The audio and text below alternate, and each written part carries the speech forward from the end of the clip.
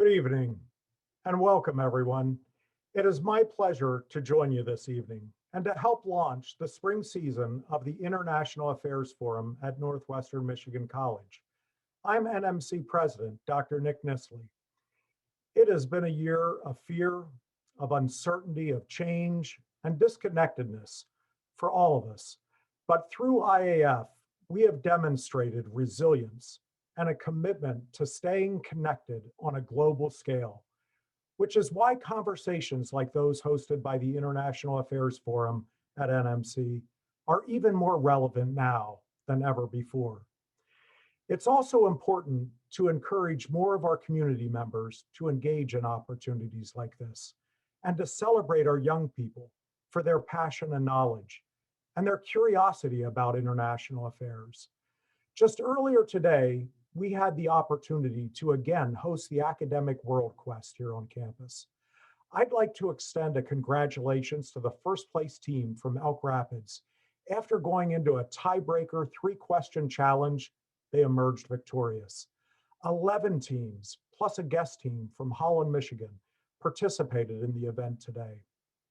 Since this was the only such event taking place this year in Michigan, the top 3 finishers will be going on to the virtual nationals in April, including our hometown Traverse City Central team that earned 2nd place today. What these students have been able to accomplish despite a challenging year is truly inspiring. The International Affairs Forum at NMC has also held fast to its mission during this last year, despite the rapidly changing environment. And as we move forward, I know we will continue to honor the proud history of those who've helped to build the IAF, as well as continue to encourage those who are helping us to grow into the future, even as we announce a change in leadership here. Tonight, I'm proud to recognize the extraordinary effort led by IAF Executive Director Layla Halal in extending the reputation of the International Affairs Forum beyond its successful 25th anniversary year. Layla is responsible for strengthening ties to longstanding members and welcoming new audiences to the program. She has successfully led the transition to an online season and through the uncertainty created by this global pandemic. And Layla has worked hard to build a new relationship between the IAF and NMC. She has worked tirelessly to support the work of IAF's volunteer board in creating both a vibrant and exciting and relevant speaker schedule. In the last few months, Layla has announced her intention to continue her international work, and we wish to recognize her leadership in this, her final season at the helm. Thank you, Layla, and best wishes on the next leg of your journey.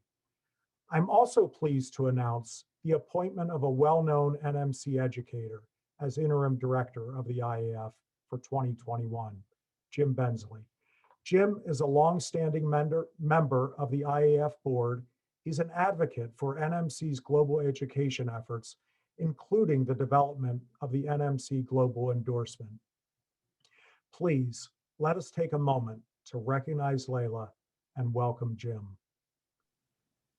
To aid in this transition, it's my pleasure to turn the event over one last time to outgoing Executive Director, Layla Halal. Thank you, Nick. It has been an honor and a privilege to lead the International Affairs Forum and work with its Board of Advisors and NMC. IAF is uniquely placed as a program of the college to bridge generations and communities in discussions of critical global issues, and it has been really fun to help connect the dots between students and visiting diplomats, journalists, and other expert thought leaders, as well as with business, nonprofit, and philanthropic folks in the area. The IAF offers an important vehicle for advancing global citizenry in what is a stunning and ambitious locale. Special thanks to Marguerite Coto, NMC writ large, and especially IAF's Board of Advisors for entrusting me with this incredible opportunity. And it's a great privilege to hand off to my colleague and friend, Jim Bensley, who will do a wonderful job at deepening the bonds between NMC and IAF and continuing the mission to bring the world to Traverse City. Jim? Thank you, Layla, and thank you, Nick. And welcome to all of you tuning in to what I know will be a very thought-provoking conversation with Karen Greenberg. Before I introduce our moderator for this evening, let me first congratulate my colleague, Layla Halal. As Nick mentioned, under her leadership, IEF has continued to grow and most importantly, pivot successfully to a new way of delivery. Layla has also been a wonderful resource for me over the last few weeks as we have examined important questions and shared creative ideas for the future of IAF. Please join us as we explore climate change, freedom of the press, and the future of US-China relations during the next few months. And get ready for a dynamic fall schedule, which our board is currently in the process of developing. Thank you again, Layla. Now, please let me introduce you to tonight's moderator, Major General Mike Leonard. And to save time this evening, instead of going through his whole biography, you will find it in the chat room. And we will proceed with our program tonight. Mike? Thank you, Jim. It's a real privilege to introduce our guest tonight. Karen Greenberg is a noted expert on national security, terrorism, and civil liberties. She is the founder and director of the Center on National Security at Fordham University. She is the author of The Least Worst Place, Guantanamo's First 100 Days, which was selected as one of the best books of 2009 by the Washington Post and Slate. Other books she has authored include Rogue Justice, The Making of the Security State, The Enemy Combatant Papers, American Justice, The Courts and the War on Terror, and the Torture Papers, The Road to Abu Ghraib. She has a new book coming out at the end of August, and the title is Subtle Tools. Her work has been featured in the New York Times, the Washington Post, the Los Angeles Times, the San Francisco Chronicle, The Nation, the National Interest, Mother Jones, and on major news channels. She is a permanent member of the Council on Foreign Relations. Karen has a BA from Cornell University and her PhD from Yale. To our audience tonight, thank you for joining us as well. IAF serves you, the community, and our world to inform and inspire. Now, Karen and I first met when she was writing The Least Worst Place. Her scholarship and focus on accuracy was impressive. We became friends. I must confess, however, that there is a poetic justice that tonight, after countless hours of interviews and facts checking while she was writing the book, it's now my turn tonight to ask Karen some questions. This is going to be a wide-ranging conversation, taking advantage of her perspective and expertise. If you want to look for an underlying theme, we are asking what opportunities are presented by a new administration in international policy. We invite our friends to ask questions, our audience to ask questions, and you can submit them at any time using the chat function. Karen, welcome virtually to snowy Northwestern Michigan College and our International Affairs Forum, although I understand after chatting with you earlier that you've got more snow where you're at than we do. So let's start with the change in the direction that we're seeing. The Biden administration is re-engaging with international organizations that the previous administration left. That implies that America is back at the table, yet America has always been ambivalent about its proper role in the world. So, Karen, what kind of role should the new administration assume in international leadership? Well, first, thank you so much for having me. And thank you for not making me footnote anything. I just want to say that ahead of time. And thank you to the International Affairs Forum and to NMC. I'm really delighted to be here and looking forward to this conversation. You know, I think that this is actually an opportunity for a restart. You know, we weren't thinking that way as the prior president pulled out of so many international treaties, but in a way, we have a new kind of clean slate. And the 21st century brings a lot of challenges that did need to get rid of some baggage and accept the magnitude of some of the threats and conditions and maybe opportunities that face us around the world. So, for starters, President Biden has, re-entered or said he wants to re-enter the Paris Climate Accord. It takes a month to do that. He's reconnected with the WHO and is part of this massive COVID program.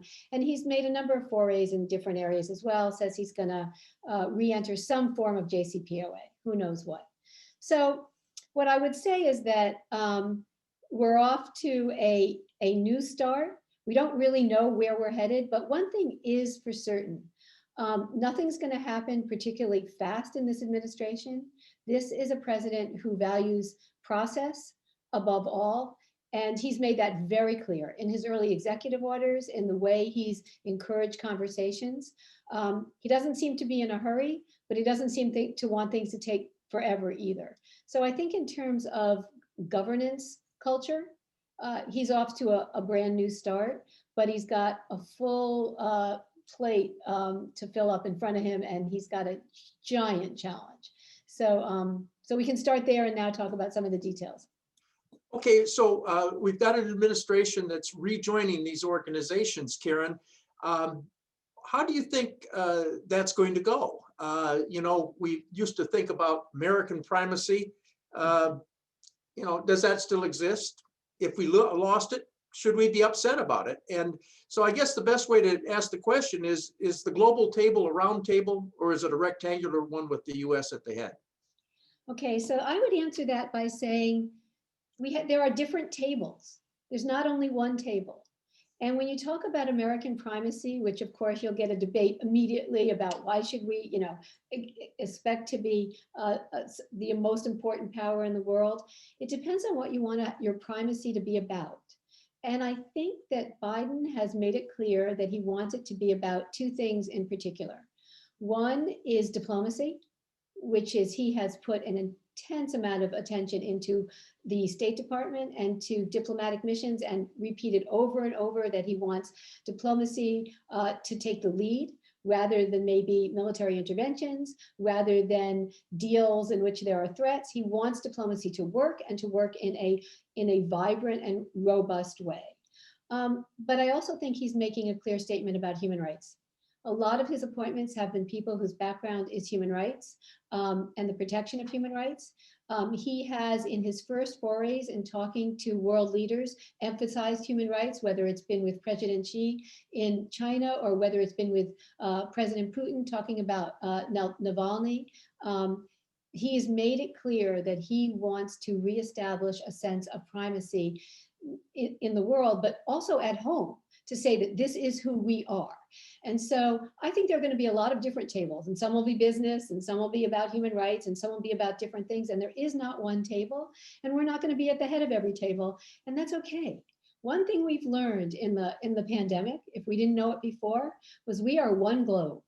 And you can try to pretend that we aren't equal players when it comes to the threats that face us, but we are.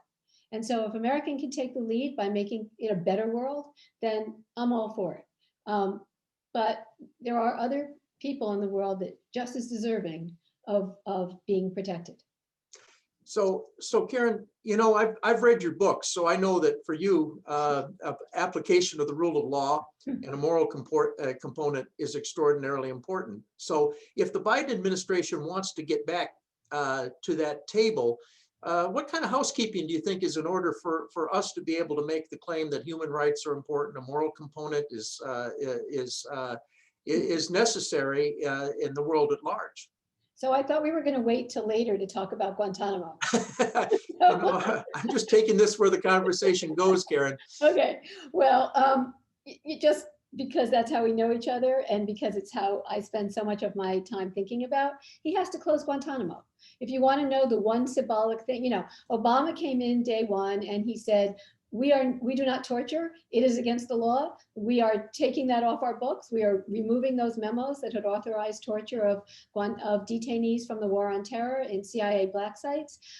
He intended to close Guantanamo. He was not able to do that. Biden's come in and he said a number of different things, but most clearly recently, he has said by the end of this term in office, he wants to have closed Guantanamo, which is different than Obama's first year, and it may take some time. There are only 40 people left at Guantanamo. 22 of them are forever prisoners that we could transfer or release to someplace under certain conditions. 6 of them have been cleared for release at this point in time. So think about that. So it's doable. Obama came in, there are hundreds less than when Obama came into office. This is a doable task. And the symbolism of it, as much as at the same time we'll be closing it, will point to how long it's been open. And you know better than anybody else how long it's been open because you were there on opening day. So it's time. And so symbolically, that's very important. Moving in from the symbolic, the United States has to make good if it wants to, on its respect for human rights around the world. And as you said, you know, this is something that concerns me, and it does seem to be the signals, but that means you'll see that the arms trade that Biden has put a pause on, right, of giving arms in the Yemen conflict, the rethinking what we're doing in a variety of places around the world, including Afghanistan, you know, hot war on terror places.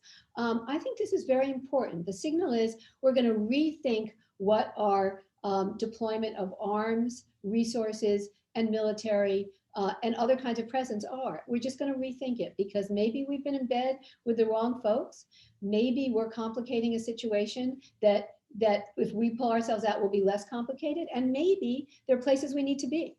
Maybe there are places, you know, Biden spent a lot of time thinking about South Asia. He spent a lot of time thinking in his career of Afghanistan and Pakistan, right? Maybe we need a force in Afghanistan. Maybe this deal with the Taliban is not going to be the be all and end all that was set up during the Trump administration. We'll see. But there's no one answer, but we have to think about it. And we have to think about what's at stake. And what's at stake is peace and security. And that's the goal. And if that's the goal, we have a better chance of making it than if that's not the goal. Well, Karen, you know, we're both in violent agreement that Guantanamo needs to close. I'm going to circle back to that for one question, and then I'm going to pick up on a couple of other housekeeping issues. But what do you think we should do with the forever prisoners? How should we handle them? I think the others are probably doable. I've got my own opinion, but I really think that that we absolutely have to close it. It's essential. But if they put Karen Greenberg in charge of closing it, what would she do about those forever prisoners? Yeah, I'd make them not forever prisoners. I would, I mean, not forever more prisoners. There used to be an office of the special envoy, which took each case that was cleared by what's called a periodic review board. I would talk to the periodic review board about what they think constitutes who would be a danger going forward. I would do exactly what they've done in the past with Obama, which is reach out to countries to make arrangements that make us as the United States feel okay about who we're releasing, how they're kept or how they're monitored or how they're treated when they're in their countries or in a third country, if going back to their country would be dangerous or harmful to them. And I would do it one step at a time quickly. This special envoy office would be big. It would have a number of people in it that could, you know, sort of jumpstart what needs to be done and make arrangements to put them home. Look, or wherever they go. I mean, there are some issues, you know, some of those people like Abu Zubaydah, one of the detainees, is one of the people that's been tortured and tortured immensely badly. And there's been a number of times when officials have said, we can never let him go because we can never let him talk. We know what happened, right? We know enough about what happened. And you know what we've seen from most of the detainees that have been let out is they don't want to talk to anybody. Right. They want to be left alone. Right. And so I think we have to make calculation. Many of these individuals are sick. Many of them are old. We're now facing last estimates, although it's gone down recently, but the last estimates that were announced were $13 million per prisoner per year. Think about that. Don't you think we could use that money for something maybe a little better? I suspect we could find something we could do with it. Karen. Yeah. Plus, we face the need, as Carol Rosenberg has reported for the New York Times, we face the need of having to build geriatric facilities and other medical facilities to tend to them. It's time from so many different reasons to say this part of the war on terror, this 9/11 era is over. And here's a way we know. Well, I'm going to pivot now to a couple of other humanitarian issues. Karen, what do you think we ought to, the Biden administration should be doing in regard to immigration and refugees? Well, they've already started to do something in both regards. There was one of the things that happened during the Trump administration was this intense push to lower the cap on the number of refugees that would come into the country. When Obama left office, he issued something at the very end of his presidency saying, we're going to let 125,000 in the coming year. Trump, when he left office, reduced it to what they'd wanted all along, which was 15,000 a year. Big difference. Now, Biden has gone back to this 125,000 number, both, I think, symbolically in some ways, in terms of refugees that are going to be let in. So that's one thing. We'll see what happens with refugees. I think that the refugee issue around the world, the idea of stateless human beings, of people who don't have a home, is one of the most dangerous and unsettling and destabilizing factors in what's happening in the world today, and it's only going to get worse. Climate change, what's going on in the Middle East, in Yemen, in Syria, etc., has made refugees something that we now accept. There are now, at last I checked, 70 million refugees in the world. That's how many countries, right? How many countries would that be in certain parts of the world? So I think we have to deal with that process, and I don't know. Yes, we could do it with the UN, but the United States really has to step up, and that hasn't happened yet. We don't have the institutional structures for that, and we should. In terms of immigration, this is as you know, from living through the past 4 years, immigration was not perfect under the last two presidents. And Obama, did his best with establishing DACA, and then, trying to give a place for the Dreamers, and then trying to unsuccessfully, but get a place for their parents so that they could have a viable future here, and maybe even a path to citizenship. You've seen recently that Biden has said he's considering such a thing as some form of path to citizenship for some of the non-citizens that are in this country. This problem, it's a problem because the systems that administer immigration issues have to be fixed. This is not just let's fix the policy and let's rewrite what we're going to do. The way that the Department of Homeland Security, which was created for counterterrorism measures, right, was pivoted to immigration, particularly during this administration, has been disastrous. And until we do a full reset on what Customs and Border Patrol does, what ICE does, how the immigration courts, which are inside the Department of Justice, I don't want to get too much in the weeds here, but this is a systemic problem that is in the Department of Homeland Security, the Department of Justice, and to some extent, because of the detention centers, in Health and Human Services. And there needs to be a whole-scale rethinking, cleaning house for people who will be tolerant of these individuals, rethinking the policies in the immigration hearings, which have just been a mess and not something I would refer to as due process. And so I'm hopeful, but it's a major task. And so call me up in a year. Okay. Well, is comprehensive immigration reform achievable? One of the things that we deal with is that I have this lurking suspicion that for both sides of the aisle, it's such a good issue for their base that they like to keep the problem unfixed. And yet we know that economically and morally, it needs to happen. Is it achievable? Yes, it's absolutely achievable. It's not easy, right? It is definitely difficult, and there are going to be some hard choices to make. But, this is not unlike what we were talking about before. Treating people decently shouldn't be that hard. And if you start there with what would be, all the laws and policies aside, what would actually be the decent thing to do? Let me tell you one thing it wouldn't be: separating children and parents, right? Criminalizing being a visa overstay, as opposed to, making it a lower offense. I mean, seriously, these are things that were done that so stigmatized, so hurt, so impoverished, so psychologically damaged an entire population of all different sorts. It's not like a unified population. So yes, it is doable, but it's going to take a lot of time and effort, and it's going to take a lot of education of the people who are running and staffing the agencies that are going to deal with this. Yeah. You know, one of the things that you've mentioned several times is the need for more diplomacy. And at the same time, what we're seeing, what the rest of the world is seeing, is wild policy swings between one administration and the next. How are we going to deal with that very suspicious German chancellor or Spanish president who says, yeah, this is all very good, President Biden, this is very good, Secretary of State, but what if we commit to you, what promise is there that 4 years from now, we're going to be going in exactly the opposite direction? That's a really good question. Thanks. And it applies on the domestic level as well. Yes. Right? But it's interesting in the international realm. First of all, world leaders are always suspicious of one another. So that's just baked into the pie, right?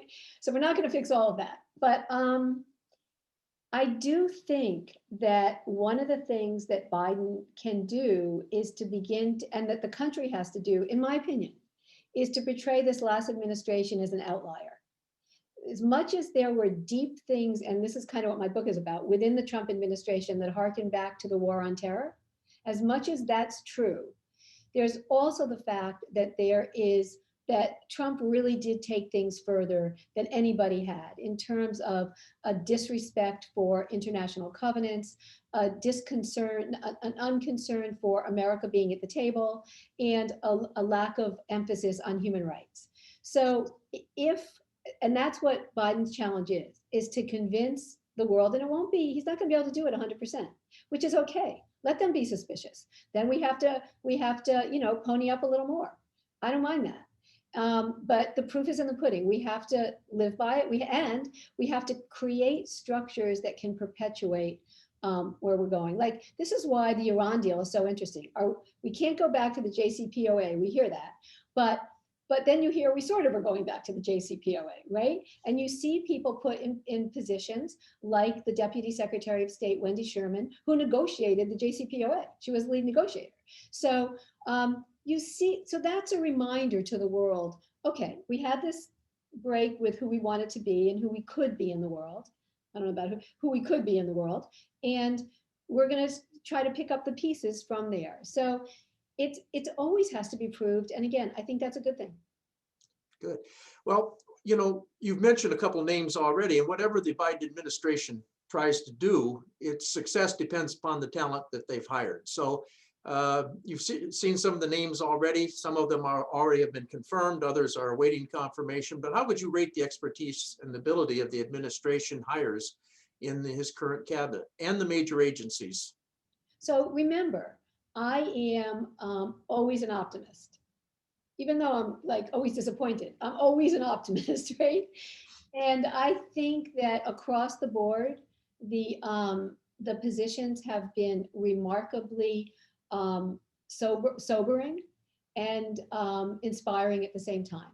He's hired across the board people who are deeply rooted in their expertises, who talk about footnotes. These are people who like footnotes. They want to be grounded in what's come before and what the law is and what the international environment is. And I think that's great. But the other thing that a number of these appointments have is a knowledge of how government works.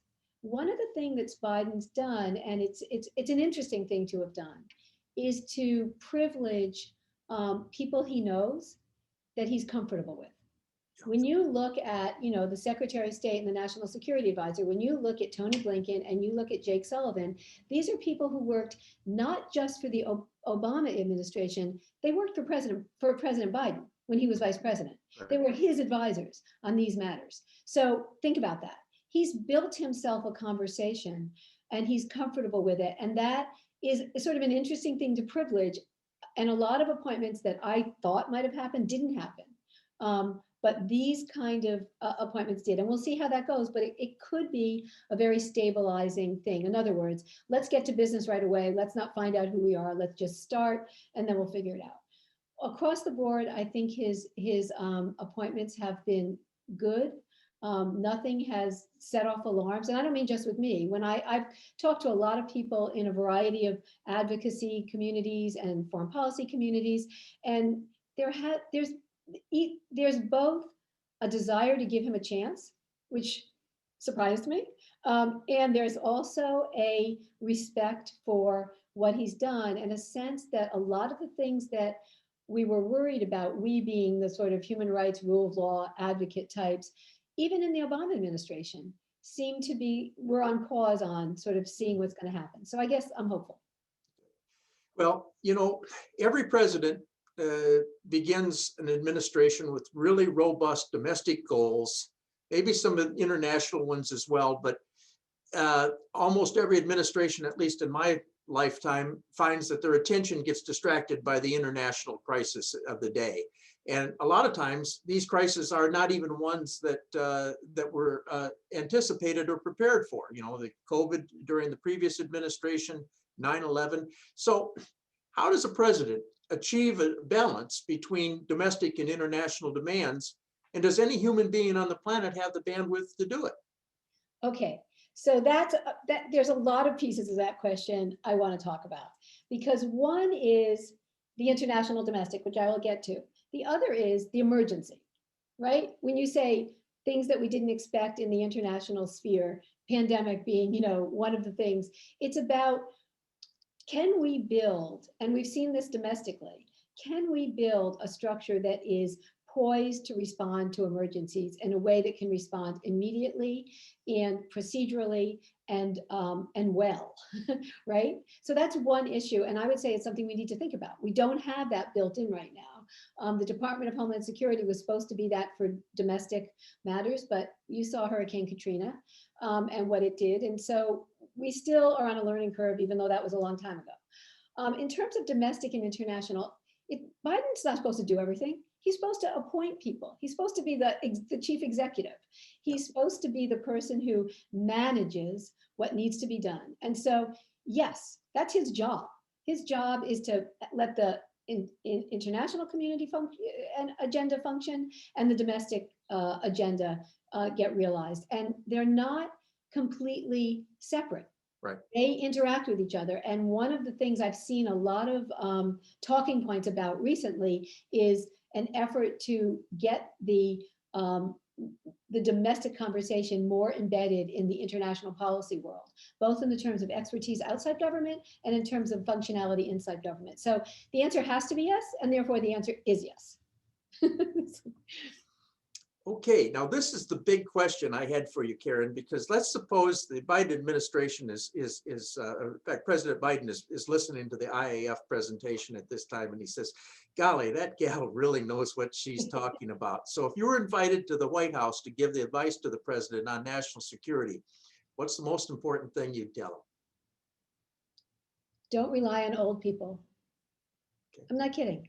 Right. I think one of the things that's really, there are a million things, you know them all, but the thing that's different, and he's done it in some ways, you look at Jake Sullivan and others, that you need to knit together people with expertise and knowledge, but we're living in a different time.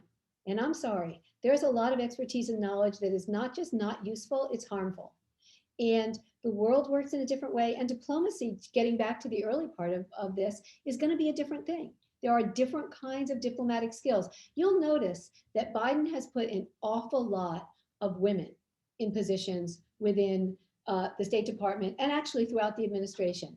It's not just a symbolic, let's be nice to women, they deserve a voice, they've been rattling at the door, let them in. It's because it's a different set of skills, and we need all the skills. Right. And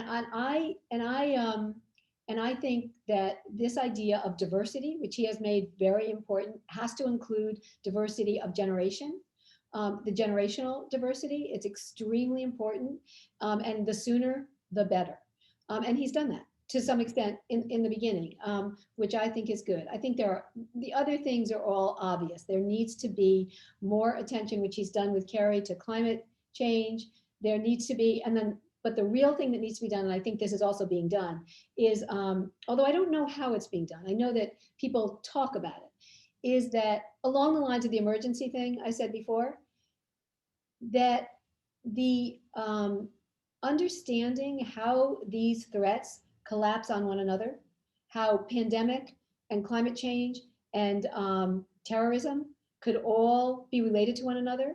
And, I was talking about the refugee issue before, the stateless person issue, all of these issues that have to be dealt with, many of which are not, you can't just stop them on a dime. They are long-term problems and long-term crises, have to be understood in one bubble as well as in their separate lanes. And that has yet to happen inside the administration. So that might be my first substance point, but I'm a real believer that we need to take our generation a little bit to the advisory mentoring role and empower some very young, smart people. Well, there's a number of folks dialed in tonight from the NMC student body that probably just gave you a big high five, Karen. Well, There's I'm hope glad. yet for them, right? Yeah, no, I mean, I believe it. So, yeah. Yeah, okay, this is we always try to achieve balance because IAF is an apolitical organization. So I'm going to ask you, are there any Trump administration initiatives or successes that should be built upon? I do think what's happening in the Middle East with the Abraham Accords may go forward. I think that's possible, that it might be built on. I don't know. I don't know all the details of it and how it's working out. I do think that, all presidents at the end of their presidency try to do something for the Middle East, and not all of them succeed. He did get pretty far with this, so we'll see what happens.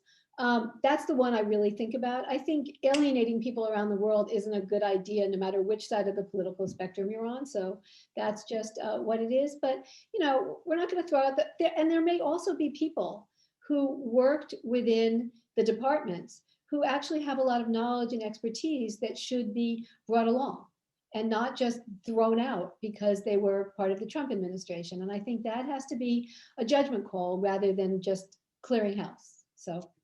All right. Well, I'm going to get into a question that's probably in your sweet spot because you're one of the recognized experts on terrorism. So how should the Biden administration address the issue of Al-Qaeda, Taliban, Islamic State? Well, that's really interesting because what's happening now is that there are experts within the terrorism and foreign policy community are really starting to talk about a rise in terrorist threats throughout. Yes, with Al-Qaeda, but with a lot of other groups, and not just in the Middle East, and not just attached to Syria and Yemen, but in many places. And so the question is, what does this mean? And is it just same old, or is it something new? I would say the first thing that has to be done is to look at what's new. My biggest worry is that the idea is that we can cut and paste what we did before for now. And that may be the case, but I think a thoughtful analysis that doesn't take too long, because I think a lot of people are incredibly adept at this, is very important. I think the other thing is to sort of educate the American public that there might be need for troops someplace, sometimes, for order, and because or training, and because so much went off the rails in terms of throughout the last 3 presidents, in terms of the presence of American troops and what they were being used for and what the American military presence was, that's where some trust is going to have to be built.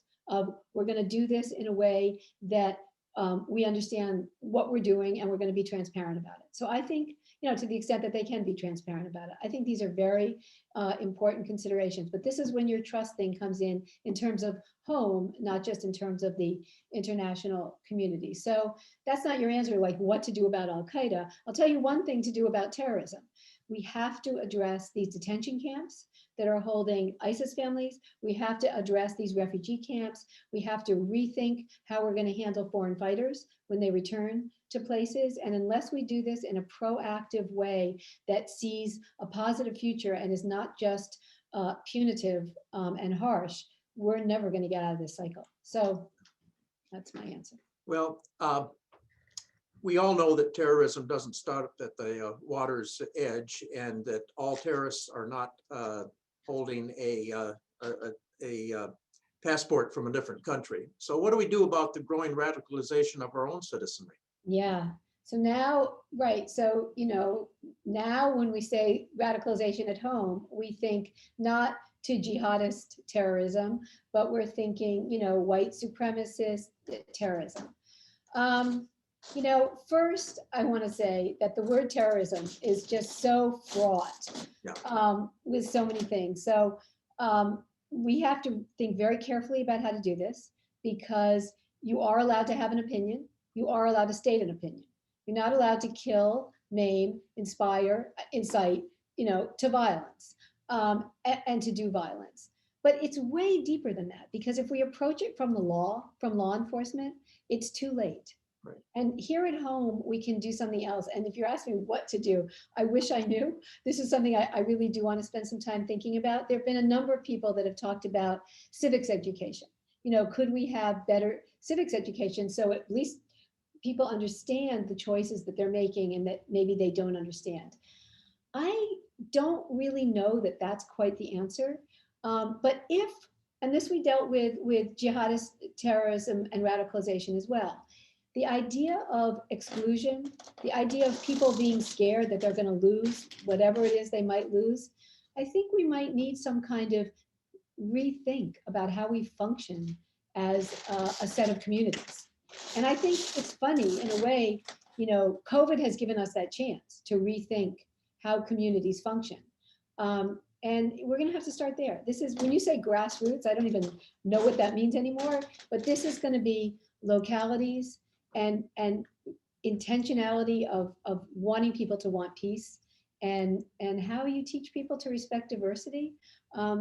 That's the challenge before us. And there are no easy answers, but it's doable, and it's doable in a way that I'm convinced kindness goes a long way.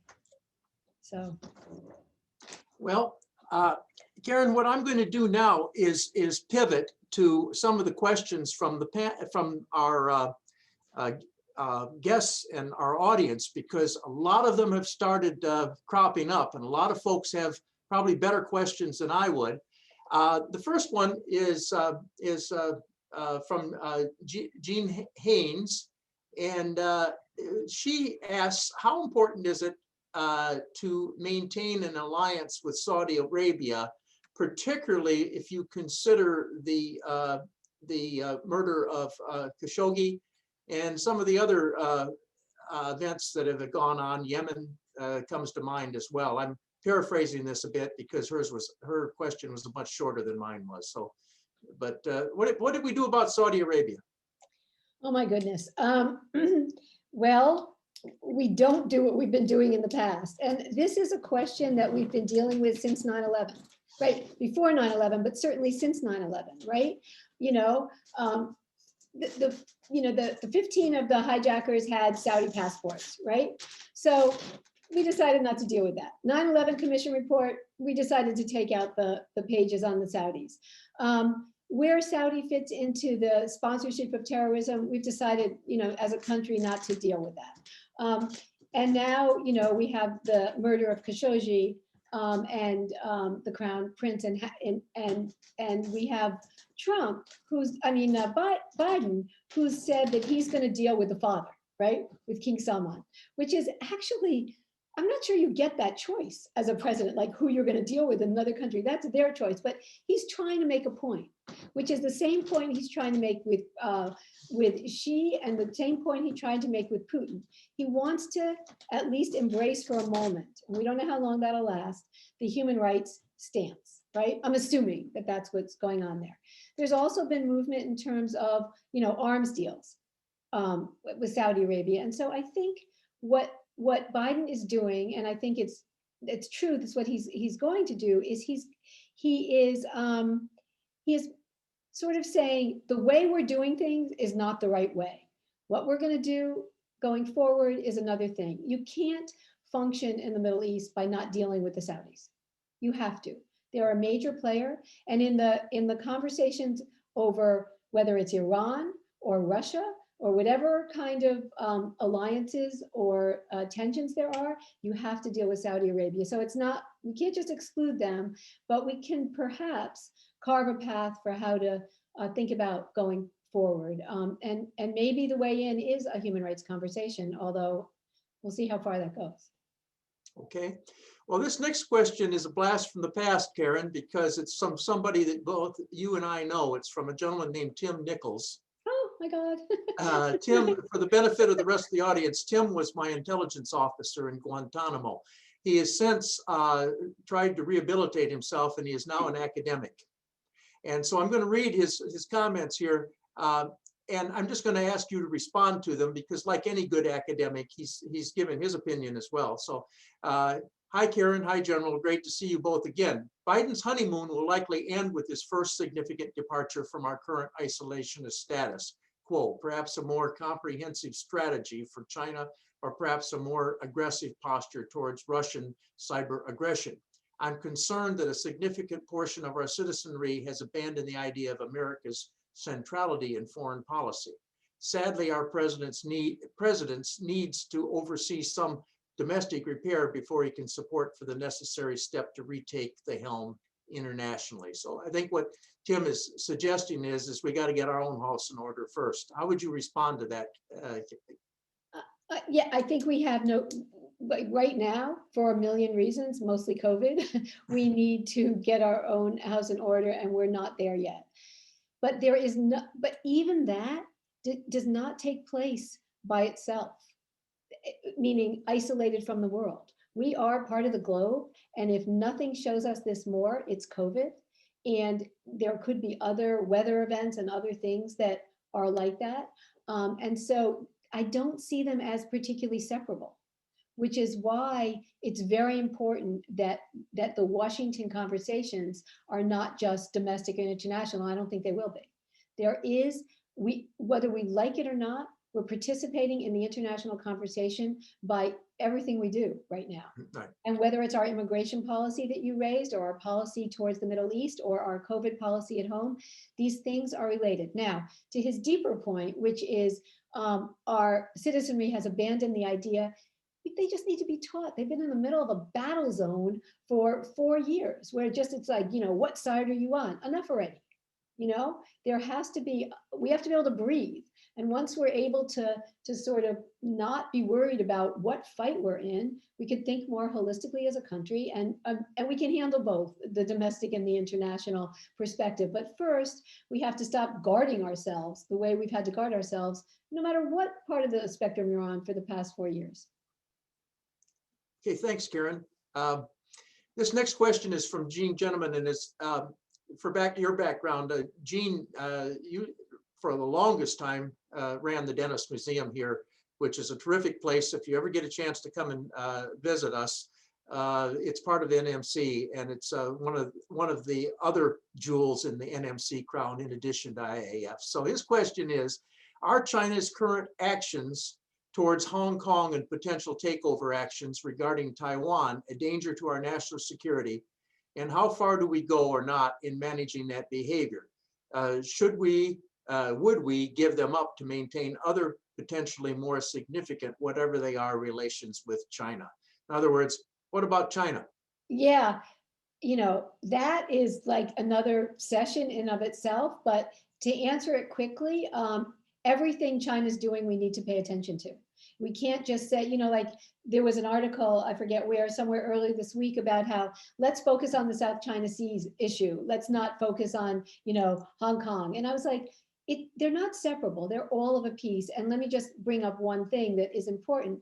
The cyber dimension, when we talk about global issues and how to deal with China in terms of intellectual theft, in terms of hacking, in terms of our national security, is incredibly important. And so all of these pieces fit together, and I don't think we can let go of any of them. I would defer to China experts, who might say differently. But I think, look, China has been incredibly aggressive and creative in spreading its influence around the world, whether it's in Africa or in parts of the Middle East or in Europe. And we have to accept that and understand what that means for us and what we want to do in response. Do we want to fight territorially like that? And I don't mean, hot war, but do we want to build our own influence abroad or not? Are we thinking differently? And I think the big issue is what we think the role of cyber is and where cyber plays in this. So that's sort of a non-answer, but that's my answer. Well, actually, I think it's a pretty good answer. When I was a pencil neck doctrine geek working for the Joint Warfighting Center for the Joint Staff, we looked at the cyber issue, and it scared everybody so much that the reaction of the military was just to classify it so much that we couldn't talk about it anymore, which of course is not the answer and never should be the answer. Yeah. But I am going to do a follow-up on a question on China, because I think we need to get to it. Is one of our problems in this country the fact that we've talked about the Biden administration? So what that says is we've got a 4-year horizon in this country, and yet the Chinese, they would laugh at a 4-year horizon. Theirs is a generational one. Do we somehow have to be able to square that circle? This is not the first context this has been in. This was true. This has been true of the war on terror. Bin Laden, thought in much vaster time periods than we thought of in terms of our strategy, our policy, our expectations. We've already been, the victim of that one way or another in the war on terror context.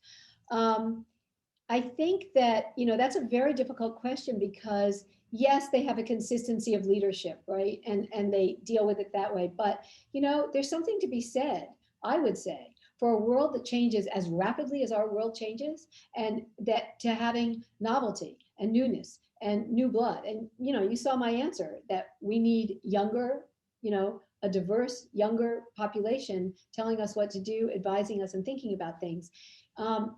There's less ability to get entrenched in that kind of system. Some things get entrenched, there's no question, but for my part, I would say we're on the leading end of that. However, then you would say back to me, well, what about the ability to manage certain things, in terms of internal domestic affairs? I still think we come out on top because of what we value and how we think about things.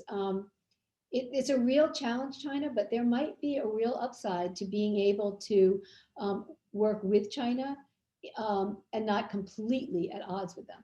Yeah. This question here asks, and I think you've touched on it, but if you want to add to it, it says, are there touch points between foreign and domestic security matters which the Biden administration should focus on beyond terrorism? And I think you've talked quite a bit about the fact that that we really can't separate international and domestic like we used to. But if there's anything you'd like to add to that, I'd certainly welcome it. Well, I think there are two things. I think one is going back to the very first questions you asked, how we handle our immigration issue is extremely important in terms of the role we're going to play in the world. That is so related, and particularly coming after these 4 years. But I think the thing we haven't talked about is really climate change. How climate change really, are we going to be a player in the climate change environment as joining the Paris Accords would suggest, and there's a number of subnational arrangements that are going on between this country and the world are. That's the good news. So I think there are things to, again, paying attention to these things will make all the difference in the world. You don't have to have the answer. You don't have to know where you're going. You have to know that the conversation includes both of these things, and then we'll know what the bigger questions are. Okay, I'm going to rephrase this next question, but I'm going to get to the I think the questioner's bottom line. We've gone through a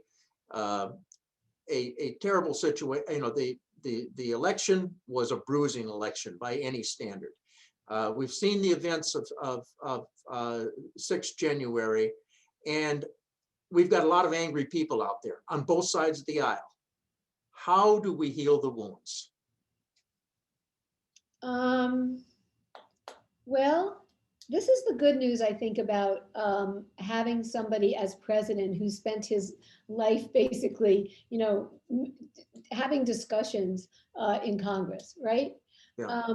We heal the wounds by not being bullies, by not being and not condoning bullying behavior, and by trying to not just say no because we don't like a party somebody's in, and not taking that stand. Because you know what?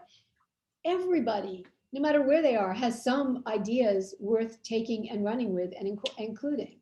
And so I think giving the signals of inclusion and listening and delivering is very important. It can't be that when Democrats are in power, only Democrats get to have a voice, and when Republicans are in power, only Republicans have to have a voice. It's not a way to function in the world. And so it's the culture of governance, and it's the thing that's been harmed the most, I would say, over the past 2 decades for a variety of reasons, is the culture of governance in this country, and it needs to be refixed. And that's part of what Biden's biggest challenge is. In addition to having to fix the policies that have gone awry and to address the policies that aren't even here yet, he's got to attend to the culture of governance, and I think he's given signals that he knows that. Good. We are getting a lot of questions, but I'm going to take 2 more. That's great. That's the way it ought to be. Okay. But I'm going to ask you to handle 2 more, and then we're going to wrap it up. This one actually asks about the question of bringing in, and you won't hurt my feelings with this, Karen. The question is that the last 2 presidents have nominated recently retired general officers to serve as the Secretary of Defense. Could you comment on how these decisions might affect civil military relations? Yeah, it's not the best practices. The reason, okay, so you think about why we said you have to have 7 years, used to be 10 years, right? Why we said it is because the idea was that you want somebody to have had enough separation from the battlefield in theory and the military mindset to be able to really be a civilian leader.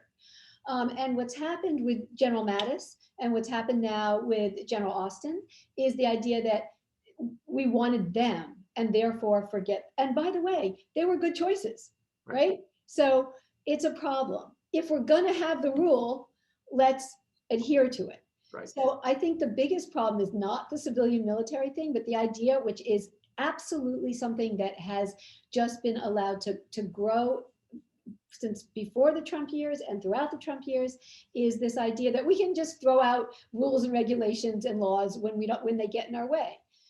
So I care about that more than the civilian military. Austin's going to be fine. We knew that before. He's going to be fine with that. Right. It's going to be fine. But the theory is one that's willing to pay attention to. And in my real self, I would say would have been great if we just didn't have to ask for an exception again. I will tell you, when George Marshall, who had this, originally they made the exception for him, and we've never made it in between now and then, right? Before Mattis, when he got that, they wrote such strict language. This will never happen again. Right. He put his name in it. It's for him, not just for a certain Secretary of Defense. We didn't do that in these last 2 times, and I think we should adhere to our rules. I like this next question. Thank you, Karen. I like this next question. It says, long term, say 50 to 100 years from now, if we take the position that Iran will be the leading power in the Middle East, what should we be doing about it today?